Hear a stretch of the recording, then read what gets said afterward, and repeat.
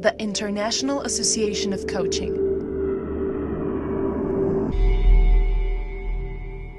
Home of the coaching masteries.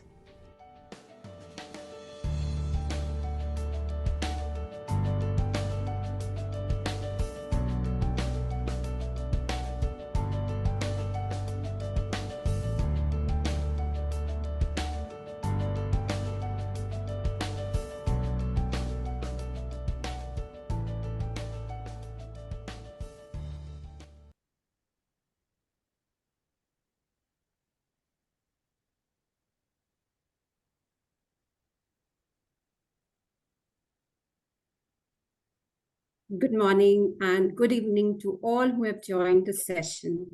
I'm Ritu, and it is both an honor and a source of immense excitement for me to be present here today. Continuing with the Quo Vadis theme of inviting possibilities, creating the future of coaching together, in today's session, I'm privileged to host an exceptionally formidable lineup of panelists who will share their perspective on transformative power of inner peace and centering. As culture shifts with technological advancements and psychological understandings evolving, so do the needs and preferences of our clients. While we did hear yesterday in our session that there is an advent of or impact of AI, chatbots, use of gamification in coaching, we also see a trend of coaches now viewing clients through a broader integrated lens, encompassing physical, mental, emotional, and spiritual dimensions. This holistic perspective acknowledges the interconnectedness of various life facets, understanding that a challenge in one area can impact others. And by addressing the whole person, coaches can better identify underlying issues and create balanced solutions. This shift reflects a need for deeper understanding that true fulfillment and happiness arise from harmony across all areas of one's life, promoting lasting and meaningful change. While spiritual life coaching, mindfulness coaching, and meditation are some of the tools being used to help individuals connect with their inner selves and deepen their awareness, our panelists today will be sharing not only tools, but also their personal experiences and stories on sustaining inner peace and growth. I'm honored to introduce our panelists of today, Jose Manuel Pepe Del Rio, who's the founder of Empowerment Coaching Partners, and he was also the IAC Global President in 2018 and 2019. Marcelo Krynski from Chile, Director of CrearContextos, a coach with passion for increasing sustainability in organizations. Jessica Lu, who's also an executive coach, a board member at IAC, deeply connected with the inner peace and centering. And of course, last but not the least, Gonzalo de la Canal from Uruguay, a coach who's also a board member of IAC, an ardent yoga enthusiast who draws profound insights and wisdom embedded in yoga's spiritual core. I'm really honored to welcome all the panelists. And with the panelists, I'm also joined by chapter representatives from Southeast Asia, Roshan Soren, Africa leader Debola Kurun, and USA leader Renee Edgar Smith. Welcome all the panelists and the chapter representatives. I will now pass on, I will start with the panel discussion I would like to invite Pepe now to share his perspective on inner peace and centering. So over to you, Pepe. Thank you, Ritu. Now then, because Angelia asked me to, I will speak English, and I will try to connect, even though this is a theme I feel better speaking in Spanish, but I will do my best, so carry me on. Before I start, Ritu, I just want to celebrate with all of you, and please don't take my 10 minutes with this, for the 8th year, I believe it is, of Quo Vadis coaching. It's fantastic that we are in our 8th year, and that with all these people here, I can't even believe it right now when this was shaping up, that we will go so long with this, and I hope that we can go other 8 years or more. So I'll get into my topic. Inner peace and centering. The first thing that comes to my mind is that all human energy, it's vital energy. The body gives shelter and breathing and makes the energy come out within in. It's the first thing that as human beings we do, and it's also the last thing that we do when we are alive. Since I've been a father, I'm fortunately the father of 4 sons, of 2 daughters and 2 sons, which, by the way, are my great teachers. I've always said to them, since they were very young, live versus just exist. Anybody can exist. When you're living, your consciousness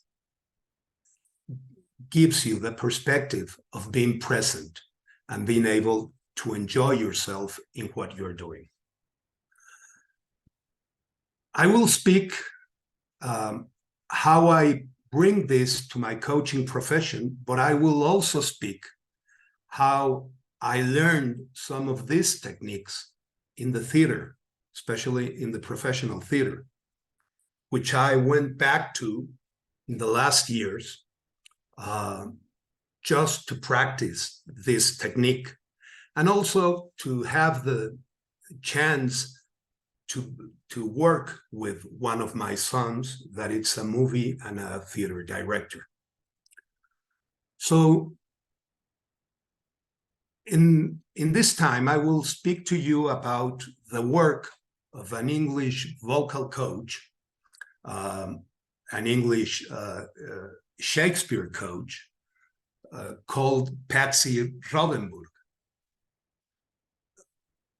I had the pleasure to meet her in New York just before the pandemic started, and to be able to speak with her because one of my daughters, which is an actress, was with her taking a class. So Patsy Rodenburg says that energy has 3 states. She calls them circles. First circle, it's a circle that basically it's in the past. And it's a circle where all the energy goes inside yourself. When somebody doesn't speak that much, they are shy to say something in public, they are shy to share, they are in this first circle. The third circle, it's mostly in the future. It's when someone is very aggressive and wants to be there and wants to bring everything they want. For example, a coach that wants to take his client, not where the client wants to go, but where the coach thinks it's the better way to go. So that's in the future. The second circle energy it's in the present.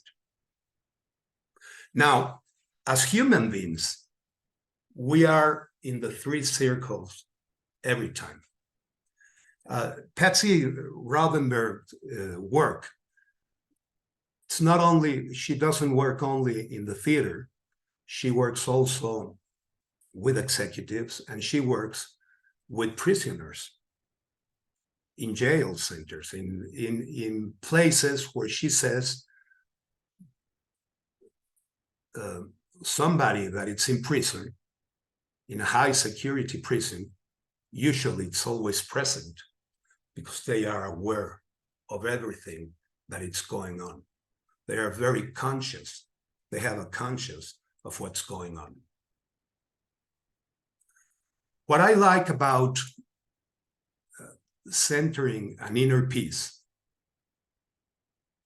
is that, of course, it's one of the IAC values. And as an IAC member, almost from the beginning, this is the values were the thing that got me and that connected me with the IAC. Because the Masteries are a work that was started after the values were already in here. We can see all the IAC, all the IAC Masteries, the different values that the IAC speaks about. Inner peace and centering as a process. Inner peace and centering as connecting within what is the best for the people to give away. So I was saying, it's energy. Everything in life, it's energy. I just finished a season, a professional theater season in Mexico, doing Arthur Miller's play, All My Sons. I was the father. And it's incredible when you are able to connect in the present with the emotions that you are living, and at the same time being able to connect with the public. The same thing happens to me when I'm coaching. I believe that as a coach, the first thing you need to connect is with your client. It's an energy that goes from inside out. We are all born with a connected body. It's our thoughts, sometimes our fears, that get in the place. It's our thoughts of trying to be perfect, what gets in our place, and then we don't know what we're doing anymore. So when we're able to connect with other one in the center, you can feel that energy within and connecting and transpassing, and you're able to make a better communication, to have better communication, and to don't have any need of taking that person anywhere else. Because actually, they don't need to go anywhere else when they are present. Now, don't confuse being present with processing in the present. Processing in the present, you need to be present to do it, but you also need to learn to connect with the mind, with the heart, with the body, and with the spirit of our client. Everything in the world, as we know, it's energy. And the good thing is that we know how to use it. The good thing is that we know how to be in peace with each other and within it. So When you are connected and when you are centered, you stop worrying about the final result because you know that everything is a process. Now, the executive must want to go someplace, and that's okay. We need to honor that. But we need to honor that our client also can invite the possibility anytime he wants, once he's present and he's conscious about what he's doing. I've been coaching for many years now, and I don't find any other way to be able to do it.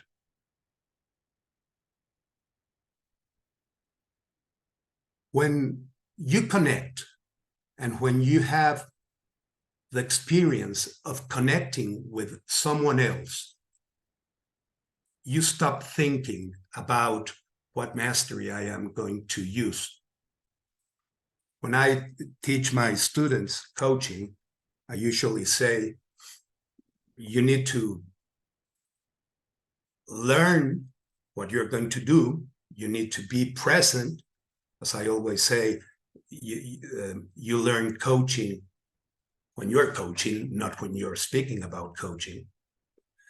And once you know the masteries, forget about them. Don't let the thoughts get in your head. Be present. Trust that you already have what it needs. So the way I see centering an inner peace is about how I move my energy, how I'm able to connect not only with me, but when I'm speaking with somebody else, with my client, how I'm able to engage with him. I'm never in a hurry to take him anywhere else, because I know every time that we are not up for the results, but for the process.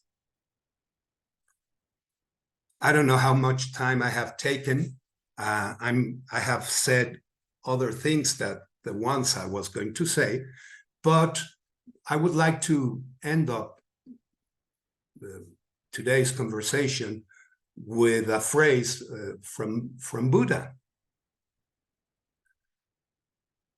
One moment can change a day. One day can change a life. And one life can change the world. It's not about looking outside. It's about looking inside and managing our energy. Sometimes it's good to be in the first circle. Sometimes it's good to be in the third circle, especially if you're in a riot and you need to go through. But when you're in the second circle, all your senses are open. Time tends to stop, and you don't see the time as a liner, but more as a circle. So next time you want to learn about inner peace or about centering, just think first this. You already know how it is. Go in this inner space, and from there, connect with everybody else. Thank you very much. Thank you so much, Pepe. I think really profound, deep insights. And I think what resonated most with me was the fact that it's important first to find, your own center, and then, your energy is what is going to drive connections with others. Thank you very much, Pepe. I would like to invite Marcelo to share his perspective. So over to you, Marcelo. Muchas gracias, Pepe. Muchas gracias. Thank you very much, Pepe. Thank you, Ritu. Well, it's my first time in the IAC. I just want to thank you for this invitation. Actually, Pepe was generous enough to tell me about the IAC. And when I heard him about it and in the previous welcome, I don't remember if it was Nurka or Gise that said something about welcoming to the home, that really touched me. And I think we are living in a time of a very deep desire to return home, and that changed my thoughts on when to start, because since I was a little boy, before I became a coach, when I used to play soccer, and I wondered what kept us together,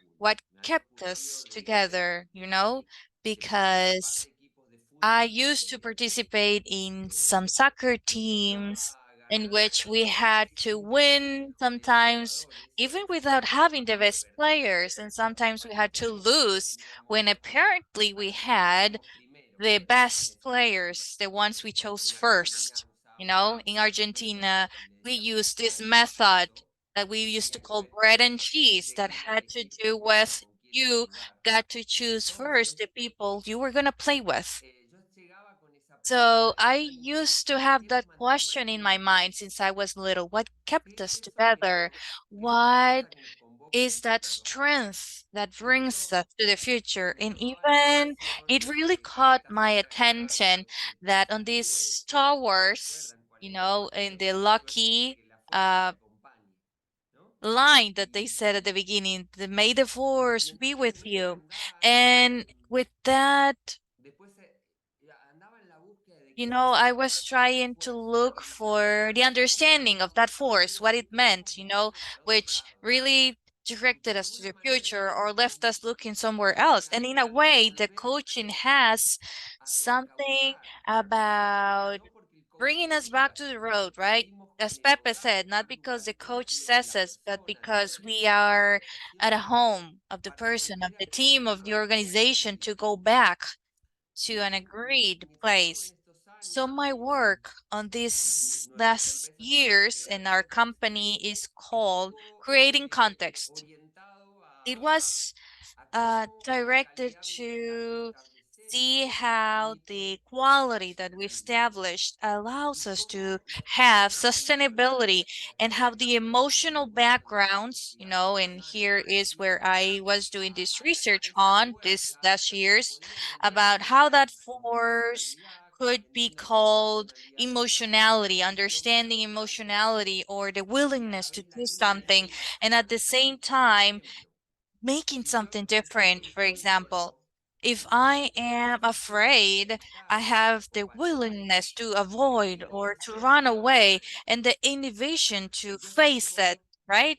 So if I am ashamed, right, I have the willingness to hide myself and the innovation to make a presentation in the public.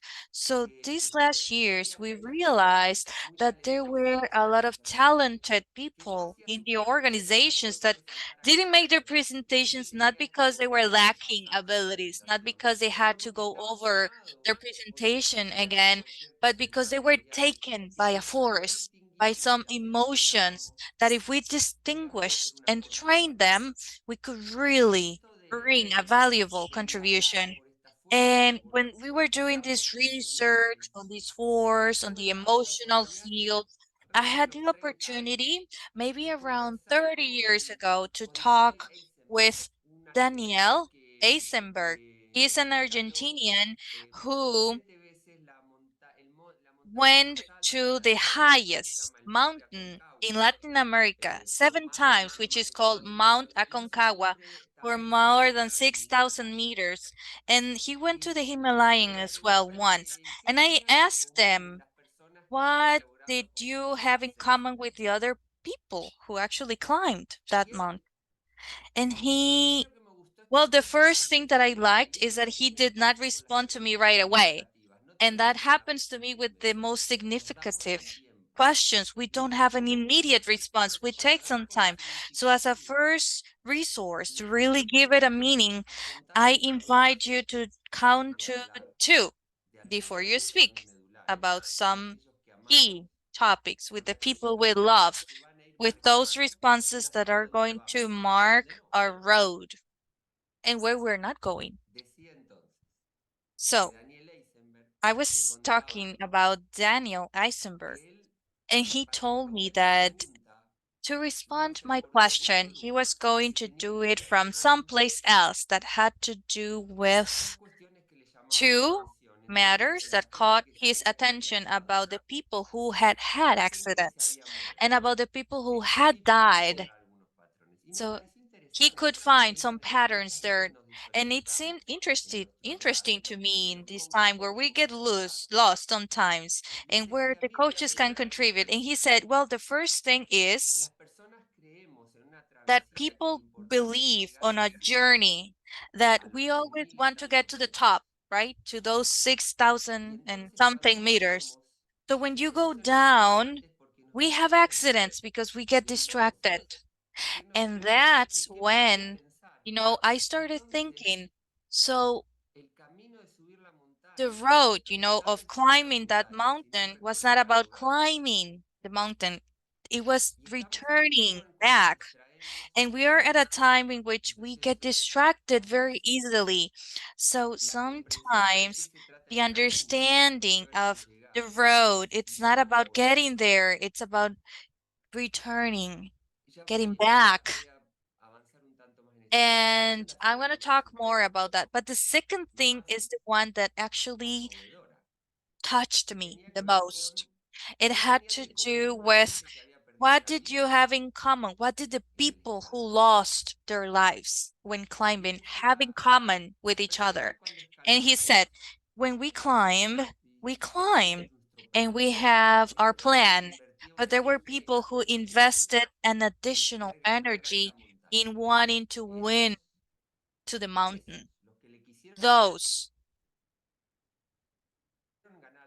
the ones who wanted to win and beat the mountain, not the ones who walked with the mountain, no, the ones who took the nature or their teammates or their allies or becoming part of it or participating on a much bigger game. Those were able to return home.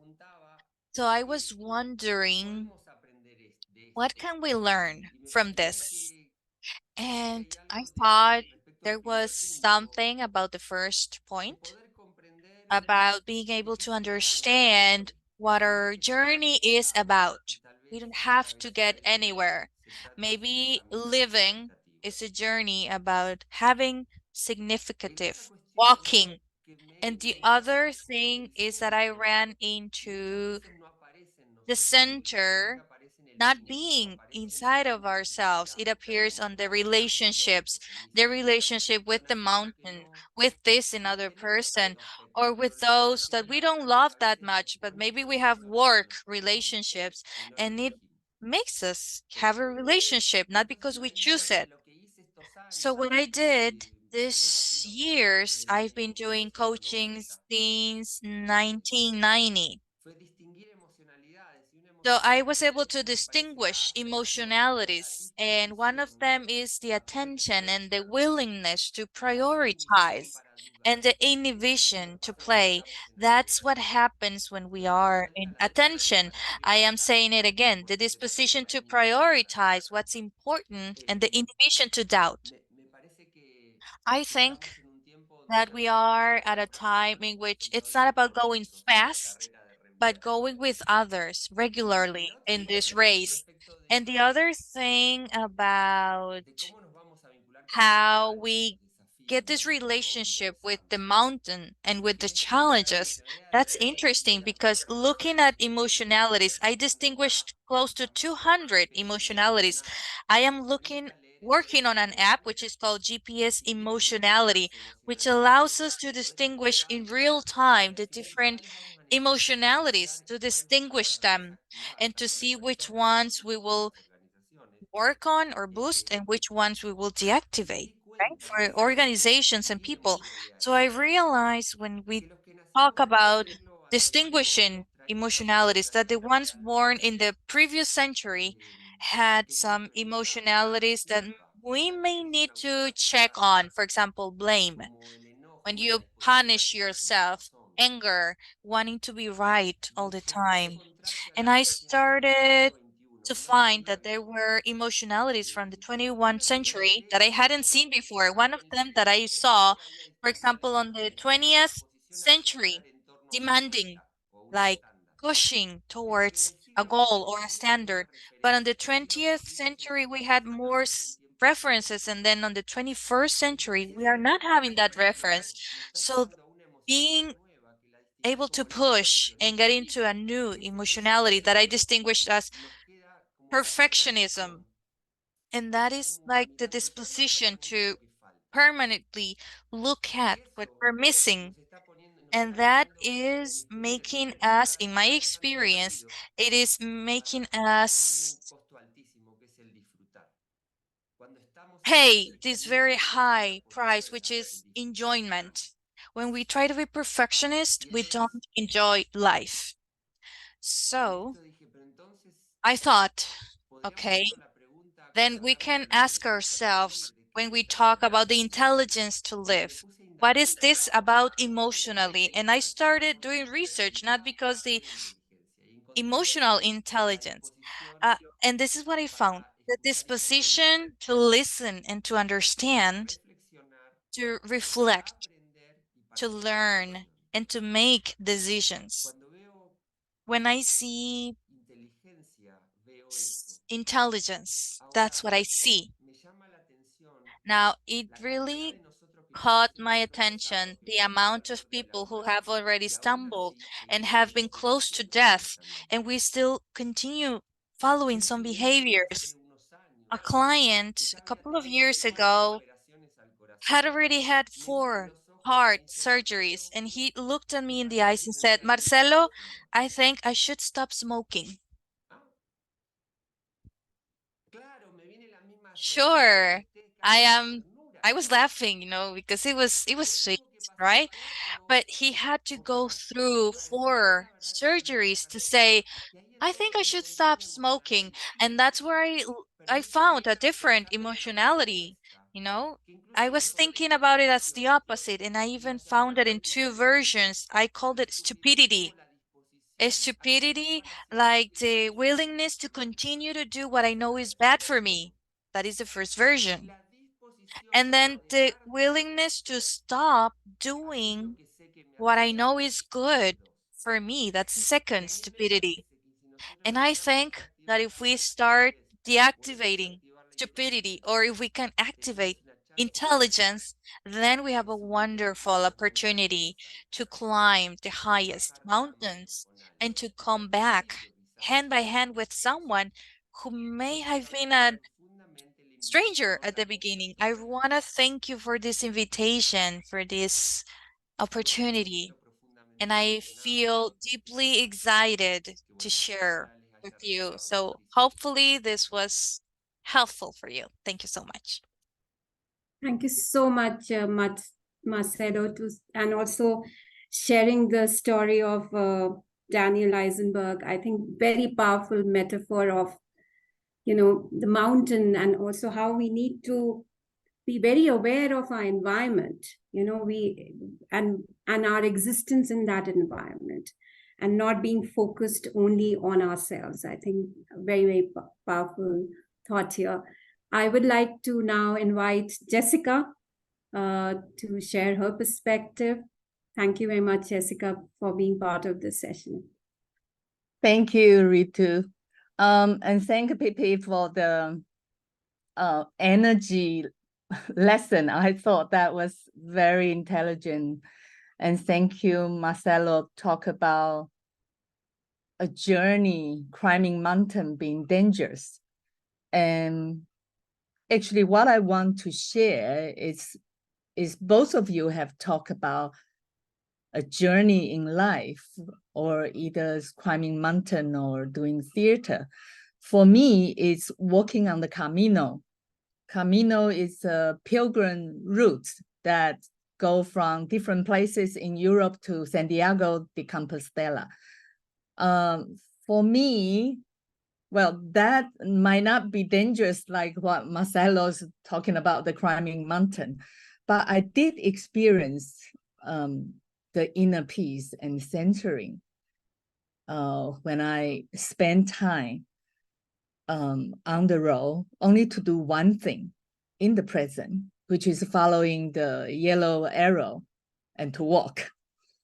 Because that's the only time in my daily life that I can be just with myself and not thinking about other things, not thinking about the past, the future, and just enjoy every step of the walk. And at the same time, I would say I was practicing my mindfulness.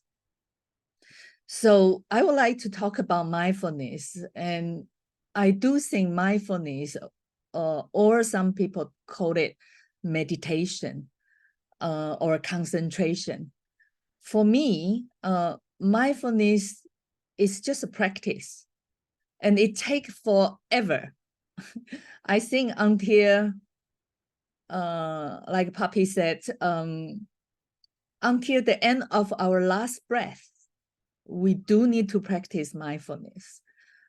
And the result of practicing mindfulness is inner peace and centering. And being a certified teacher for a mindful leadership course, it's called Search Inside Yourself. And this course was started at Google, and now it's a global phenomenon, a very popular course. And it's talking about emotional intelligence, talking about how our brain works, the neuroscience, but mainly the fundamental things is mindfulness, it's the awareness. And during the course, and actually every course I have been teaching, I will share with my attendees about my own story, how I got connected with mindfulness. It's quite a unique way. So that was happened long time ago when I was really young. One day I was in a foreign city, which was actually Amsterdam, and I was taking a bus to go visit the biggest museum there. And on the bus went an old gentleman trying to help me. And I mistakenly thought he didn't understand what a museum means. So I tried to explain to him using very simple language. I said, a museum is somewhere that a visitor can see, listen, feel, and experience. So he or she can learn a lot. And then this old gentleman surprised me with a sentence that until now still inspired me, keep searching and learning and practicing about mindfulness. This is what he said. He said, ladies, for every moment, the world you are in, if you are mindful, it would be the best and biggest museum you could find. How profound. So for me, being mindful is how I learn about myself, I learn about my word, I learn about my issue, and then I learn about people. And when I started practicing coaching, being mindful during the coaching conversation, I get to learn a lot more about my client. I gain understanding a lot more easier. And I can be with the client. And I can see things much clearly. And I can influence my client. So yesterday, I remember yesterday, the day 2 section, when Fernando talks about the changes around us, make us gradually adjust to the situation, but unknowingly. And how coaches can really be so helpful about helping our client dealing with changes. Because through a mindful conversation, Fernando said, we create a space for the client and we can just be there with that client, concentrated, full-hearted being with that person. And sometimes we don't even need to talk much. We just have this quality silence and listen, engage the listen. And then the client will feel the connection. And the client will feel safe and supported.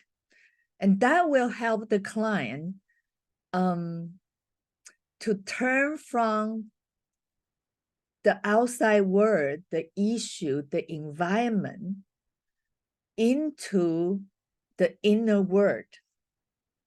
So he or she can express emotion bravely. Sometimes we do cover our emotion because we fear about open up to people. And the client can look inward to reflect and then discover the thinking behind their emotion. And then see the behavior patterns or the habit he or she used to have or always have.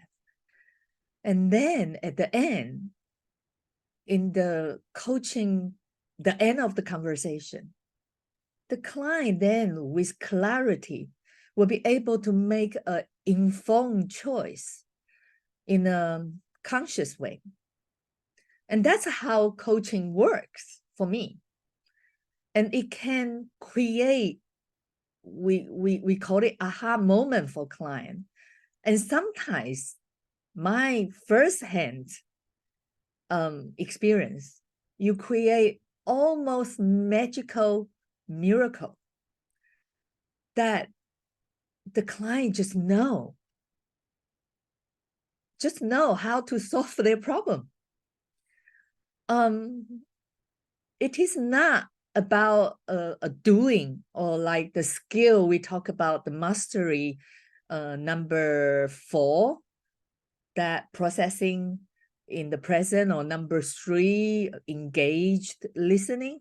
It's not about doing. For me, is a being. And the being has to be, like Pepe said, it's energy showing inside out. If we coaches do not practice the inner peace or centering, it is impossible to be a mastery coach. The other point I want to make is that I believe an equation, which is P equal P minus I. I think many people know. Performance equal potential minus interference.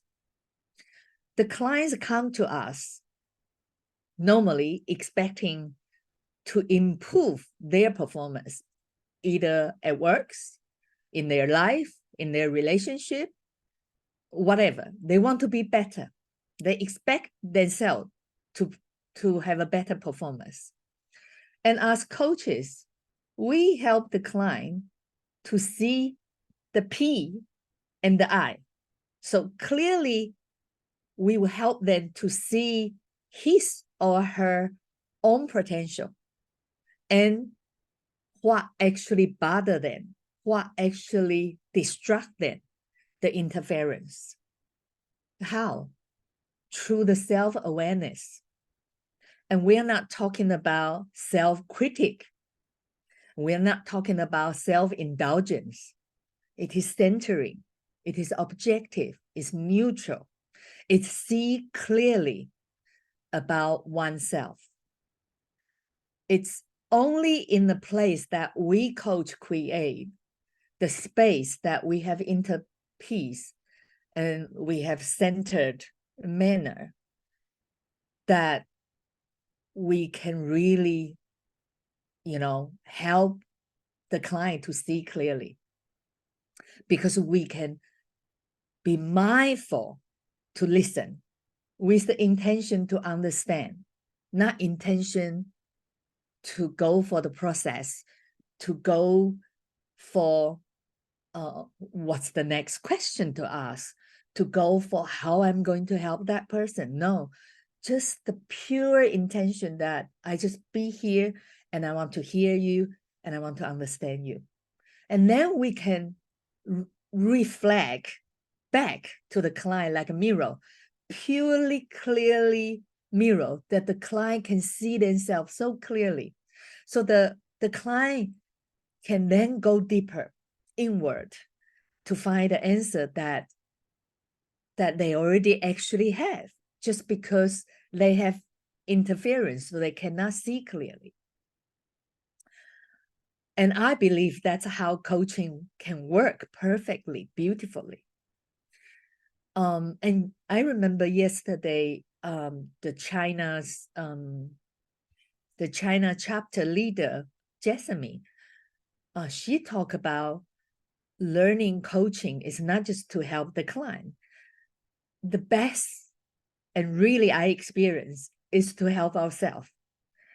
And in this world that change happen all the time, it does help us, because we have so much interference now, especially the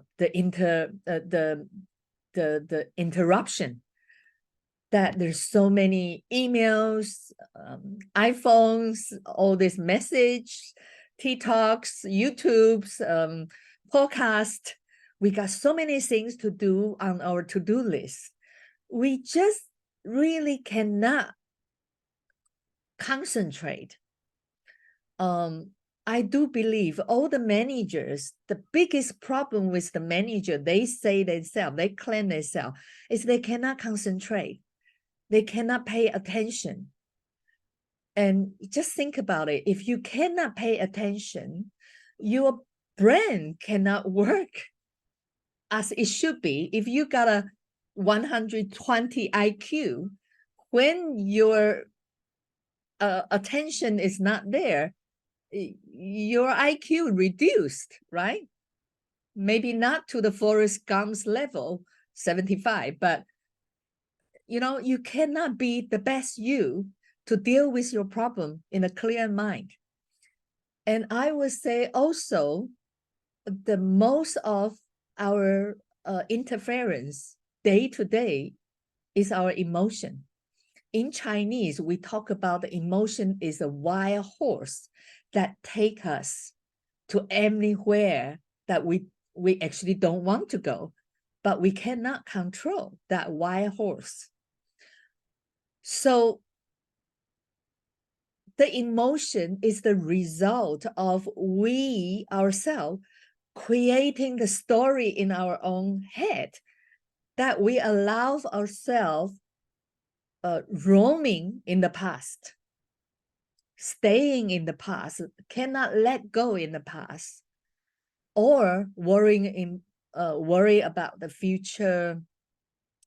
So the only way to reduce our inner or interference, and improve our performance, that we can really develop 100% our potential, is to really cultivate our concentration, our awareness, or I would say not just our awareness, it's our meta-awareness.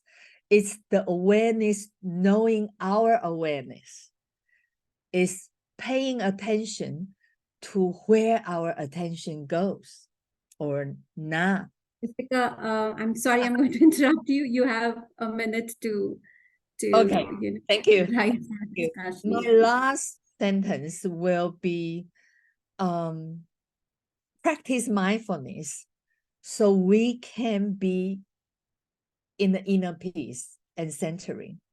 And really, if everybody do this, everybody can do this, the whole world will be in peace.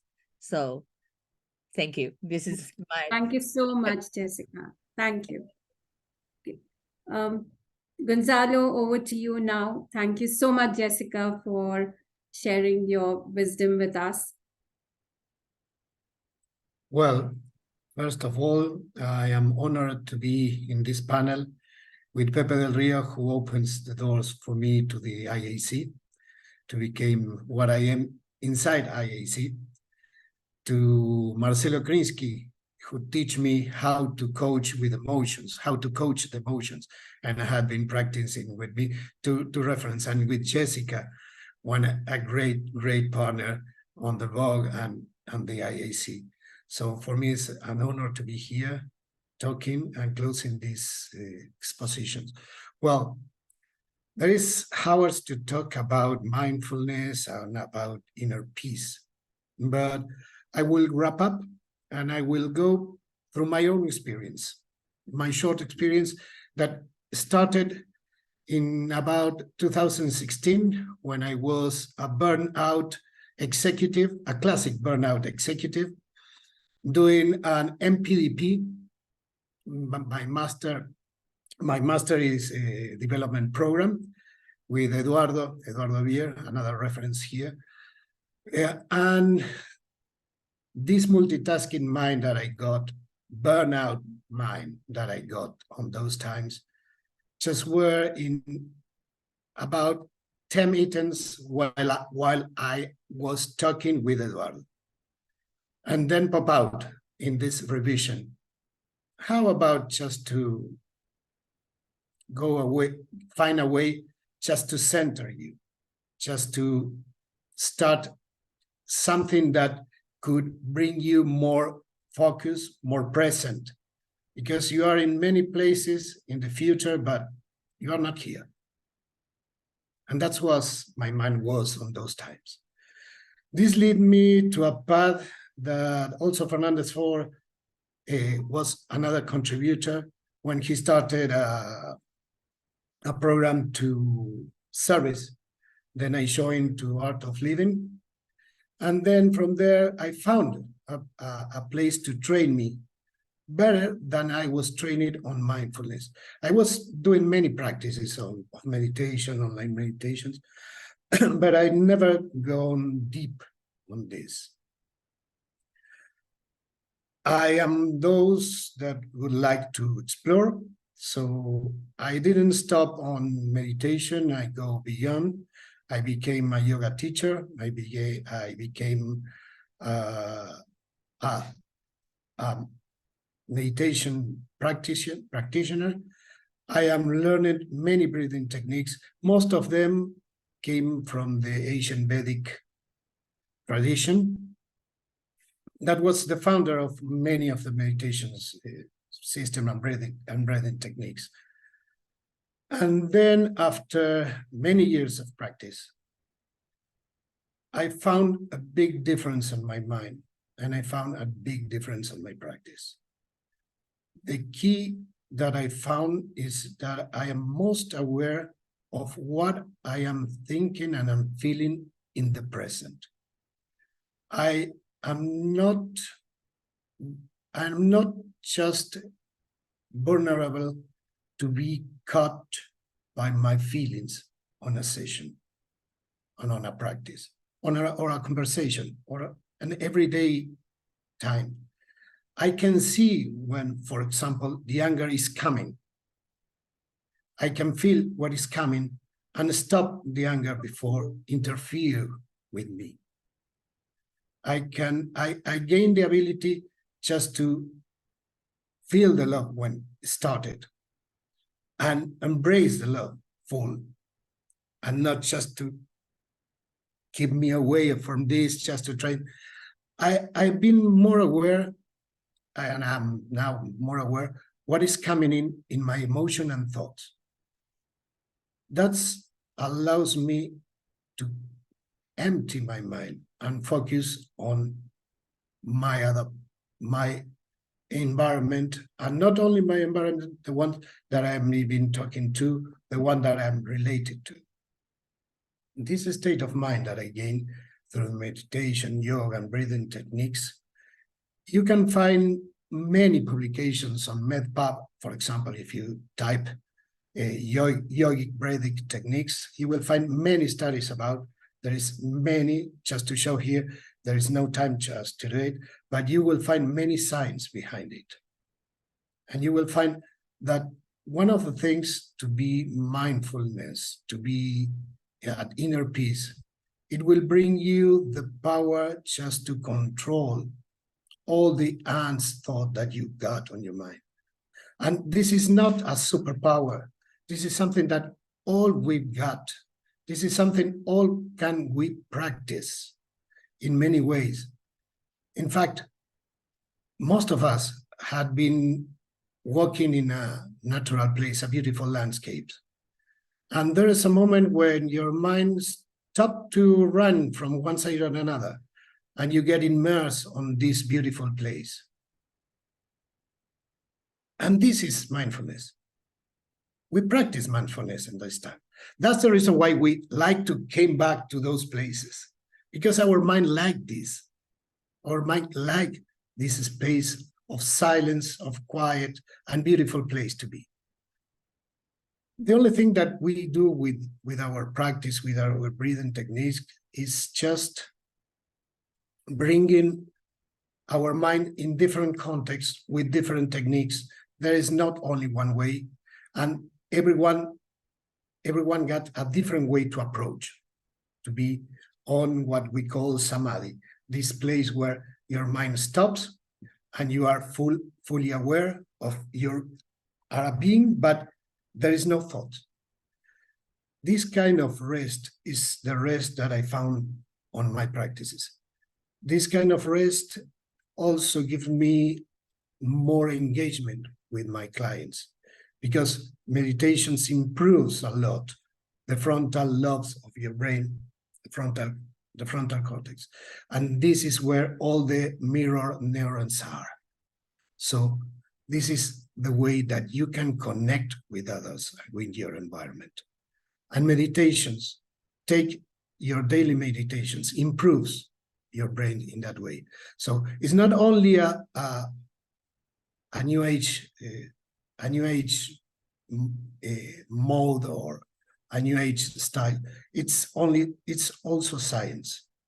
So one of another things that I gain with those practices, and from that mind, I can gain focus more quickly.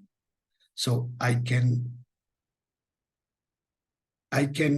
just subtract all the thoughts that I got going around and gain focus quickly on some subject. What it gives to me, the ability just to take one thing at a time. We are not wired just to be multitasking. In fact, we know the stress that multitasking brings to our minds.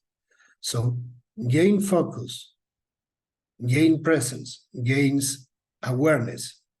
These only things will bring you peace in your mind. You don't need to go behind the peace. You don't need, the peace is something that comes to you. The same way the meditations, you don't need to go behind the meditations. The meditation will come to you when you sit or breathe, or whatever the techniques you take, when you are on this moment, thinking for yourself, I don't want nothing, I don't do nothing, and the last and more important, I am not nothing. When you disengage for all those words that you got on your mind about yourself, the meditation will come to you. And this is the place that I've been training during the last 6 years. And this is the advantage that I found. I found connection, I found presence, I found a way to be aware of my thinkings, when I was in a conversation. No, those are my thoughts, not my client thoughts. I need to be focused, going back to the focus. It doesn't mind that I do not get some thoughts, but I can handle it. I can put it away and gain back focus on the client. This is the way that meditation, yoga, and breathing techniques have been improving and will improve your coaching techniques. And by the other side, in ontological coaching, many talks about the observer. In fact, yoga is being at the observer as potentially defined. So you will gain a better observer of your reality, of what is happening beside your thoughts. So this will bring you the possibility just to see more clearly, not just the real picture, but more clearly what is the reality around you, around your thoughts, and around the thoughts of the others. And at the last, just to close this exposition, I would like to say, I had been practicing this during the pandemic. I have been given to all the to many in Latin America. It was about 2,000 doctors in America during the pandemic. I had been given training course about meditation, about finding this place of samadhi, this place of deep meditation. And we measured this between the doctors that had been, during the pandemic, attained practices of meditation and those doctors that doesn't attain practices of meditation. And we found that the energy, the engagement, the happiness, and the self-confidence of those doctors practicing meditation were real high. And those that practices meditation were real in a good shape to go to the next day to this trench that was the pandemic. So it's not only for me. I have been teaching this during the last 4 years, and I recommend as an assignment to all coaches, to all people, just to get someone that teach you how to breathe, how to meditate, how to exercise your body, because this is the way that the meditation, the mindfulness, the inner peace will come to you. Thank you, Gonzalo, for sharing your views and your own experience of practicing meditation and yoga. Thank you very much. I'm just conscious of time, but there was a question which was left in the chat box, and I would like to invite the panelists to share their views on it. The question is, and I think it's a very relevant question, how to generate peace in today's world? Where are we coaches going to group together to create that better world that we have dreamed of together? And I think in context of what we are talking about, this question holds a lot of relevance. So I would like the panelists to share their views. Anyone would like to share? We'll just maybe take 2 to 3 minutes to respond to this question. I will respond first. In light of the question that you just shared and taking in everything that the panelists had to say, it came to me as each one of the panelists gave us steps, and the steps really connect one with the other and they build on each other. So let me go in and say this, that Pepe, he was step one, and he was saying, like, if I can liken us to be bakers, but we're coaches, but bakers, think of us as bakers. And what bakers do, they make something. And in order to make it, they have to have the ingredients, all the ingredients to make it. And he was encouraging us and also empowering us to know that once we understand the masteries, once we are centered ourselves and have the inner peace and knowledge of knowing the strength that we get from the masteries and applying it to our sessions with our clients, that it's the process. It's not the goal that's important. It is the process. We take what we know and share that with the client so they themselves, so we model the inner peace and the centeredness for our client, and then give them the ingredients to become centered and have an experience inner peace. So then this, so it's not about actually the goal, but it's the process to getting the goal, in which we need to focus, because we know that because we have the ingredients and we're trusting in what we already have inside, because we are centered, that the product is going to be what it's supposed to be. And Marcelo was the second step. And he was saying that, okay, so now we are at the bottom, I'm going to say the bottom of the mountain, and we're going to climb. The goal is to climb to the top. So what we have to do is allow our clients to visualize the goal, but not just the goal is beyond the present. So in order to take them beyond the present, the thought, visualizing, actually doing it, but also how to bring it back to the present.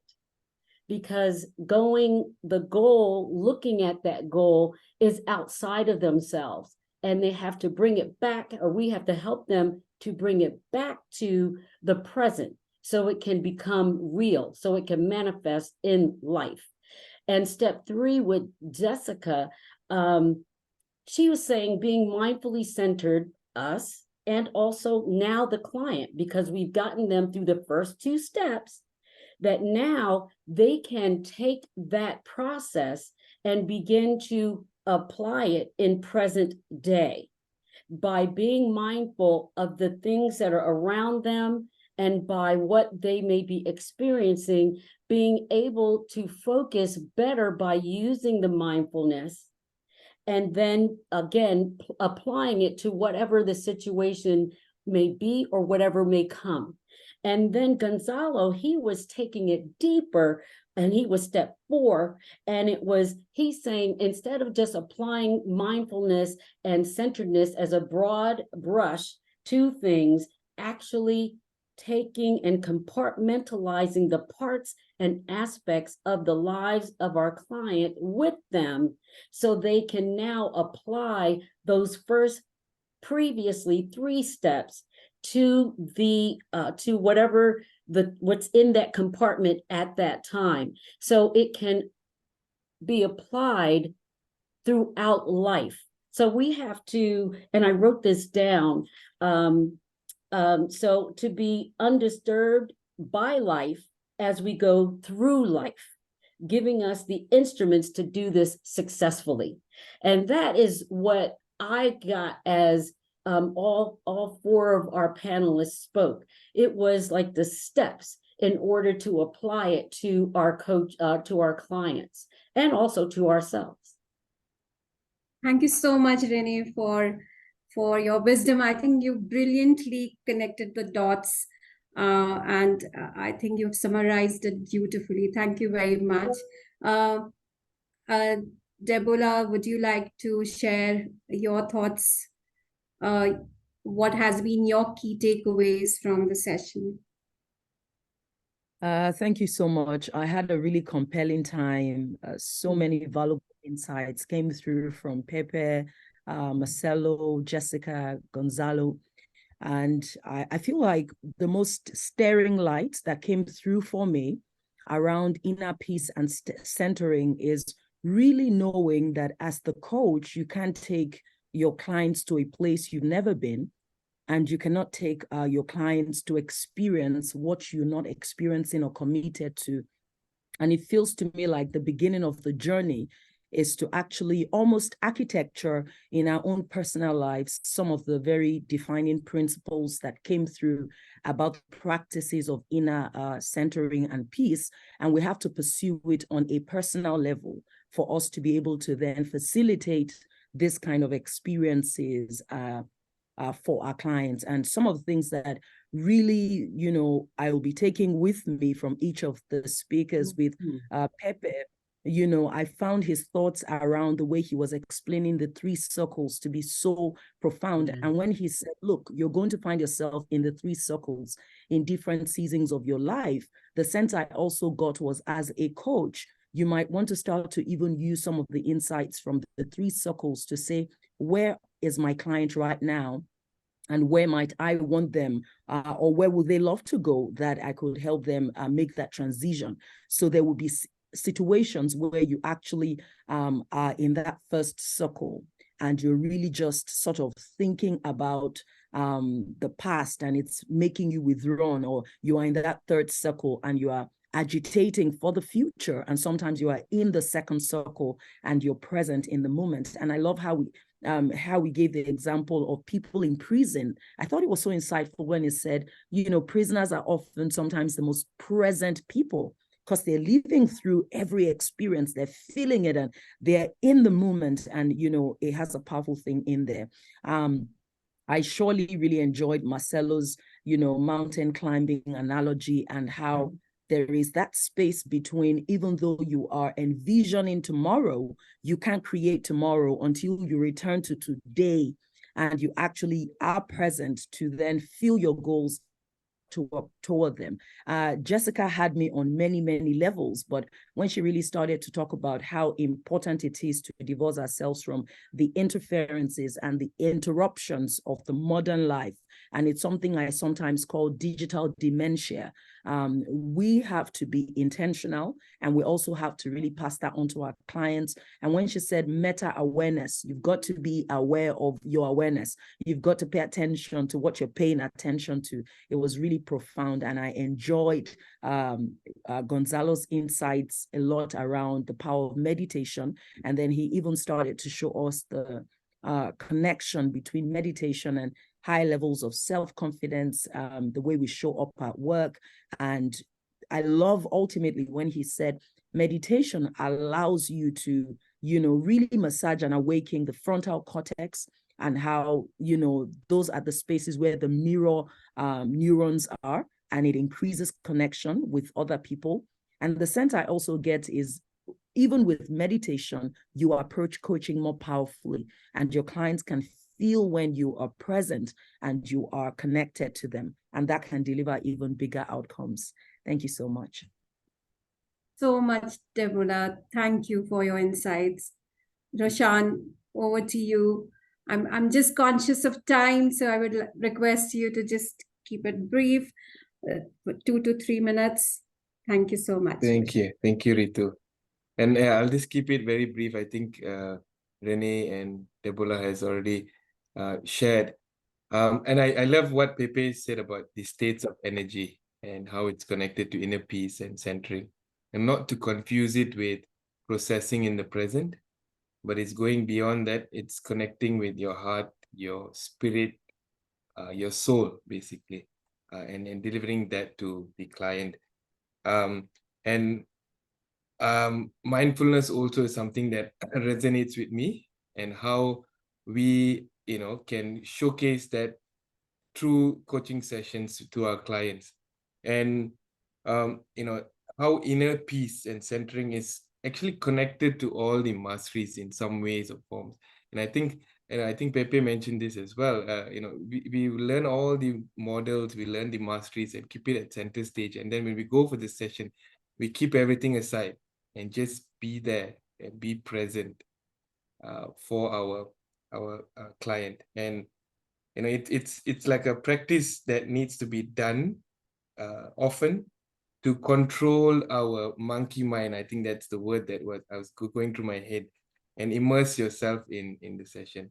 And one other word that was coming up for me was it's almost an act of surrendering, surrendering everything else and just being in the present, having that inner peace for yourself. And I think that will mirror through to the person on the other side. That's all for me. Thank you. Thank you so much, Roshan. Thank you to all the panelists. I think I can say from my own experience, I think I need to learn a lot more from each one of you. And I think the wisdom that you have shared with all of us requires us to actually, be more centered, more probably look at learning more about ourselves. I think that's very, very important, that piece, that I think we need to ask ourselves a fundamental question: who am I, and what is it that we can offer as coaches to our clients? I think that's really, really important. Thank you, Pepe, for your wonderful insights. Marcelo, thank you so much. I think your story, your metaphor, the analogy that you gave was extremely powerful, and something which I'll always remember is the fact that it's not only the journey, but the fact that, you need to come down, or when you come down from the mountain, I think that aspect is also very, very crucial to remember.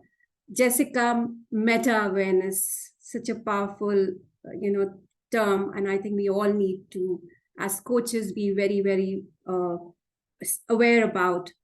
Gonzalo, your amazing insights from your own practice of yoga and meditation. I think it truly resonates with me, being in that, in that land where all these practices have emerged. Thank you very much. Debola, Renee, Roshan, for your wonderful insights and sharing your collective wisdom. I would like all of you to just open your cameras. I think we would like to take a quick picture.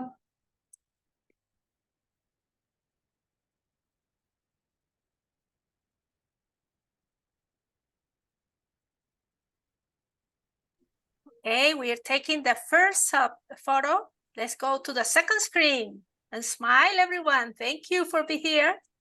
Okay, let's smile. Okay. The last one, a smile. Okay, thank you very much.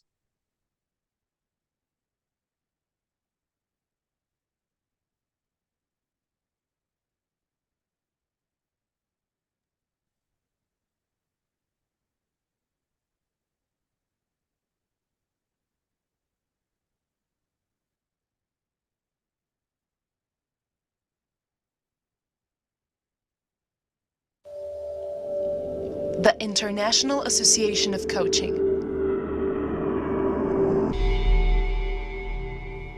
Home of the Coaching Masteries.